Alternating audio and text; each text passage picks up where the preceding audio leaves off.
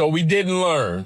We didn't learn from last time. Millions of people across the country marching as we speak against the policies of President Trump. White people don't f***ing learn. Restoring my faith in humanity. Millions of Americans took to the streets across the country in each state to show their patriotism and to stand up to Donald Trump's power grabs. We cannot be putting our trust into white people when it comes to elections. At all. Black voters saved the day again for Democrats, while white voters continue to be untrustworthy, unreliable, and performative. So we didn't learn. We didn't learn from last time. We didn't. So we didn't learn. A couple weeks ago, I made a video where I caught a lot of hate for saying the No Kings protests were pointless if people didn't show up to vote. They're fighting for a couple of things that make us all Americans: our freedom, democracy, and the Bill of Rights. Over 7 million people took part in the biggest protest in American history this past weekend. Unfortunately, it won't change a thing. The thing is, protests aren't a magic bullet for change. Hopefully, everyone will be motivated and inspired by the collective to motivate and inspire more people, especially to get out there and vote for the midterm. And this is exactly what I meant. So in Virginia, Abigail Spanberger is a projected winner of the governor race. But I just want to highlight one thing. White people don't fucking learn. White people remain white people. All that marching, all that social media activism, with other people complaining about black people not being part of the protest, only to show up and cast their vote for the same Republicans who are actively destroying the country and making life harder for everybody. I think we need to realize that we cannot be putting our trust into white people when it comes to elections. At all. This feels like a time where we should all be in agreement on this. Not only is what this administration doing policy-wise not working, but it's actively hurting people. At this point, I'm just convinced that a lot of white people are performative as hell. They'll tweet, they'll march, they'll cry on TikTok. But once they step in that voting booth, it's like Bruce Banner and the Hulk. They go cast their vote and their true Republican side comes out real quick. Because we just had an absolute Democratic blowout. From the governor's races in Virginia and New Jersey to the state house delegates. Prop 50 for redistricting in California passed, and Mamdani won New York, which was largely thanks to black and brown voters. It feels like if there is going to be a blue wave for the midterms, it's going to be made of black and brown votes. Independents gave Donald Trump a shot. The Latin community gave him a shot. Black men gave Trump a shot. They've come back home. Buyer's remorse. Why? People want change. But I'm Jew. Welcome to the channel. Please like and share the video. Don't forget to sub. Now, let's get into it. I think we need to realize that we cannot be putting our trust into white people when it comes to elections. At all. Because it's like, it's not surprising. Like, I'm not surprised, but I'm just so fucking disappointed. Like, even with Prop 50, you guys couldn't fucking pull through. In California, like, what's going on?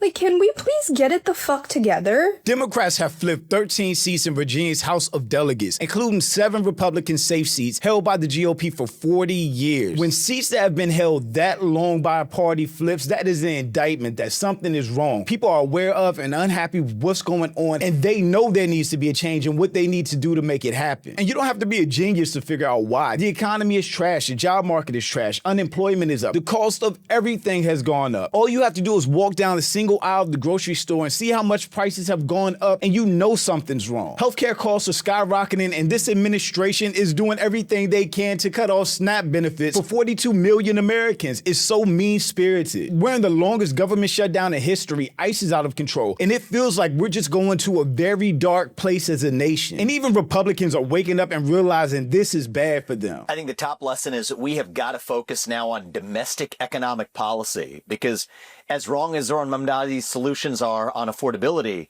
it is the right problem to point to. Where people in my home state, people across the country feel like their electric bills have gotten too high, feel like healthcare costs are out of control, grocery prices, or even you think about even just the daily cost of living or the affordability of housing. We're the party that has the right solutions. We just need to talk about that more vocally. A lot of that, Laura, is at the state and local level as well. But to the point, white people will never beat the allegations. They won't. 90% of black people voted for Abigail Spanberger. White people, on the other hand, it's crazy. Wissam Earl Sears was a terrible candidate. I'm not voting for Auntie Ruckus, so stop texting me. I'm sure both candidates put raisins in their potato salad, but I saw the end of Django Unchained. I'm not falling for the banana in the tailpipe. Don't reach out to me anymore. I don't know who is the target audience. It's not me. all right? Please leave me alone. We gotta win in November. I want to vote for the person our rogue nations are afraid of. And that was Donald Trump. He didn't start no wars. USA, USA, USA. It's all hypocrisy. And then, of course, last year this time, he told everybody to vote for the black woman. Well, Charlie, here I am. Right. Here I am, and now he's singing a different tune. More black Americans that flip seats. All victories, black faces. That's good to see. And meanwhile, in New Jersey, blacks and Asians to the front. In the governor race, 91% of black people. Again, not even 50% of white people. Asians, 81%. Hispanics, 64%. We already was giving them the side eye for the Latinos for Trump. I'm Hispanic and I vote for Mr. Trump. We vote for Mr. Trump. And when it came to New York and Mamdani's real support, Mamdani's strongest demographic was black men. Interesting. I need y'all to say white men from now on. Don't hide behind the term men no more. Yeah, this is crazy. Black men, 56%. White men, 40%. White women, 46%. Black women, 49%. Black men literally carried for Mamdani. And people really started to notice what was happening when these polls came in. The shift from the Latino community, white people doing all that marching and protesting against Donald Trump, but not showing up in the polls, and black people being out front. Latinos last night in VA in New Jersey was like, fuck this shit. They didn't sign up for ICE and CBP Tabo classes. All Latinos had to do was what they did last night, 1 year ago today. Latino men are still hard-headed, as you can see. That's crazy. 45% of Latino men voted for Winsome. Wow. And you would think those numbers would be way higher the way ICE has been running around. Watch how these ICE agents run up on this woman walking who looks brown-skinned, and then the prey they're looking for. They grab her, detain her without having enough time to ask her questions, like for her ID, and if she's a US citizen, they just automatically think she's illegal. And that treatment was light compared to some of the stuff we've seen. The GOP managed to lose all the gains they made with Hispanics. Breathtakingly stupid. This number should be way higher. But like I said, people definitely took notice of how white people voted in these elections and called it out. Say what you want about black folks, largely sitting out no Kings rallies. When it comes to the polls on election day, black voters knew what mattered and showed up. There's a large section of white people who think Democrats won heavily because of some stupid ass No Kings protests, and they will never acknowledge that black people are the true reason for all those Democratic wins. 100% accurate, and that's why all that protesting and marching seems so performative. Meanwhile, black people are showing up and voting 90% for the Democratic candidates. Remember when the people were saying, where's the black people at? You know where they were, minding their damn business and marching to the polls to vote. That's where they were, and they delivered big time. Thank you. For the millions, I think it was like 8 to 10 million people at the No Kings protest. For all of those people out there, it just seems to me, some of them had to vote for Trump. So maybe they don't like where things are going, they don't like where the economy is at, they don't like these policies and how immigration is being treated, and maybe they do get out there to march. But when some of them go to vote, their brain must just switch back to Republican because these numbers don't make sense. So all those No Kings protests were all performative again. Yes. There's no other way to take it, yeah. 91% of black people saved the Dem Party again. And white people wonder why we refuse to protest with them. Show us your work. And another big win. Democrat Joe Kahn has defeated incumbent Republican District Attorney Jennifer Scorn. He is the first Democrat to be elected district attorney in the county since the 1800s. What? And I feel like this is how a lot of black people feel. 1 year ago today, 90 million people decided to ignore the base who sounded the alarm on everything currently happening. Many of those same people today are shouting No Kings instead of doing the one thing that would have prevented it to begin with. The base is always right. It's really no other way to look at that, and that's why a lot of black people side-eyed the No Kings protests in the first place. I feel like we've been here before. We all thought we were on the same page, and then Trump got elected the first time. And as if it wasn't bad enough then, and we didn't learn enough from that, Trump got elected the second time, but this time with the Project 2025 roadmap, so everyone knew exactly what would happen. And we all know at this point, Republicans break things and Democrats fix it. Republican President George Bush gets elected and gets handed an economy from Bill Clinton that's booming. The GDP is at 4%, just created 22 million jobs. The unemployment rate is at a 33-year low. America says, yeah, thanks, Democrats, we got it from here. Hands it to George Bush. He leaves in a recession. Obama gets handed an economy that's losing 700,000 jobs a month, fixes it up, makes 16 million jobs, cuts the unemployment rate from 8% to 4.8%. America says, yeah, thanks for pulling us out of recession, Obama. Thanks for pulling out of recession, Democrats. We've got it from here. Hands it back to the Republicans. Hands Donald Trump an economy that is on the largest economic expansion in the history of America, 128 consecutive months. Trump leaves it in a recession again.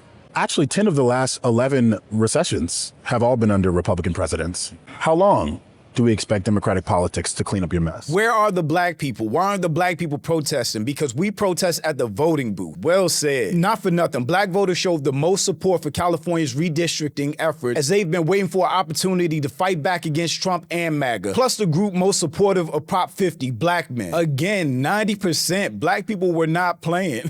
Van Jones spoke about the buyer's remorse that a lot of independent and swing voters have right now. I'm happy. You know why? Buyer's remorse from independents. Independents gave Donald Trump a shot, buyer's remorse. The Latin community gave him a shot. You see, buyer's remorse. Black men gave Trump a shot. They've come back home, buyer's remorse. Why? Because people are sick of the status quo. That's why they voted for Trump the first time. That's why they voted him out the second time. That's why they voted him back in. People want change. And Donald Trump said he was going to do something about grocery prices. He's done everything, but he's putting in gold toilets in the White House. He's tearing up. He's gallivanting around the world. And you're seeing buyer's remorse in places where Republicans have some hope. This thing is starting to settle out now. And some people are just saying, I'm sick of white voters, a white woman. You know, I don't think about it from that perspective. But if you are white and you're one of these people, the 45%, and you see the rest of your people going 55%, it would be like, what is wrong with you? White men are the only group in New York that didn't vote for Mamdani. Literally, white men versus everyone else. When black people say we on vacation, it doesn't mean we won't vote. It just means we are not going to be involved in these performative protests when just voting the right way saves us all. Black people move differently than everyone else. We've been here 400 plus years. Listen to us. They will not. But this was definitely the beginning of the blue wave that we've all hoped for and a sign of things to come. The biggest shock of the night, the Democrat won by 20 plus points in Georgia. It was supposed to be razor tight. That's that blue wave. And make no mistake about it, the Republicans are panicking. Trump and Republicans get walloped in elections because the economy is imploding and people can't afford groceries. How does Trump respond? We are going to war with Nigeria. We're going to do things to Nigeria that Nigeria is not going to be happy about and may very well go into that now disgraced country, guns are blazing. This man is unhinged. And they're going to do everything and anything in their power to try to keep control and stop the midterms from being fair elections. Donald Trump is begging Republicans to terminate the filibuster because he wants an advantage to be able to do whatever he wants. It's time for Republicans to do what they have to do, and that's terminate the filibuster. It's the only way you can do it. And if you don't terminate the filibuster, you'll be in bad shape. We won't pass any legislation. We should pass voter ID. We should pass no mail-in voting. We should pass all the things that we want to pass, make our elections secure and safe, because California is a disaster. The real reason Trump wants to get rid of mail-in ballots is because Democratic voters tend to use it more than MAGA. And I mean a lot more, by almost 2 times. This is when Trump lost the 2020 election, by the way. I already mentioned it in my other video, but there is an entire MAGA civil war happening right now, with Nick Fuentes leading the way against MAGA and saying he and his groypers won't support them in 2028. These DC creatures, these consultants, these think tank nerds, these fucking dorks and losers, these out-of-touch theater kids and student council presidents, these fucking punks, they are miserable. There's a sense of dread. It has captured them because they know that MAGA is dead. It's dead. It has failed. It is a disappointment. The mass deportations, they're not happening. America First foreign policy, they forgot all about it.